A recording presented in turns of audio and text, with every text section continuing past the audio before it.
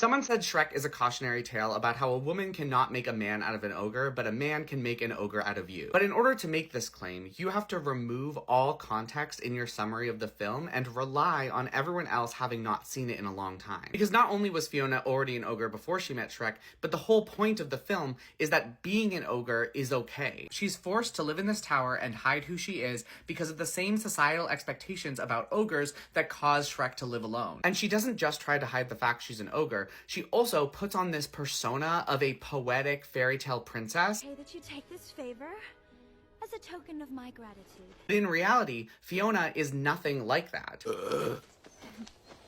Thanks. The whole character is to show that little girls don't have to act like a Disney princess in order to be loved. Snow White and Cinderella can make bluebirds come to them when they sing, but when Fiona does it, the bluebirds explode. She tries to seem like a damsel in need of rescuing, but she's actually a fighter. And of course, other princesses are beautiful, skinny, with flawless skin, and she is an ogre. And the actual reason why her and Shrek fall in love is not because he negs her, but because of all of these traits that are not princess-like. They make balloon animals together. She likes his rat cooking, and she even makes him a cotton candy out of cobwebs and then licks her own fingers. Before they met, Shrek and Fiona thought there was no one else like them, and they would be shunned by society because of who they are. So Shrek isolated himself before others could, and Fiona put on this persona of a fairy tale princess because she thought that's the only way that she could be loved. Who could ever love a beast so hideous and ugly? After getting some pushback, the original creator calling this a cautionary tale went on to say, well, she could have learned to love herself without a man involved. But the things she learns to love about herself are the very things that this creator was saying are bad about Shrek. First video was basically saying a man can make you ugly, gross, and poor. And then when she's told that Fiona was already all of those things, and the film is about how it's okay for girls to be that way and to still love themselves, then she's like, actually, I'm saying she should have learned that lesson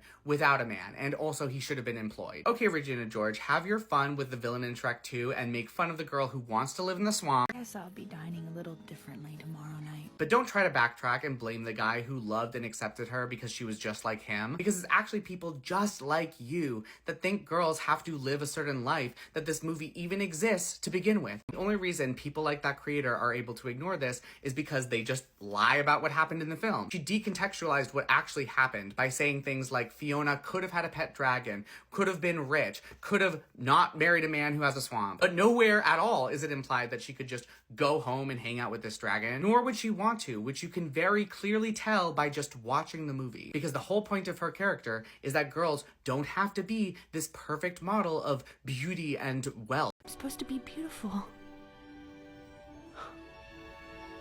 But you are beautiful.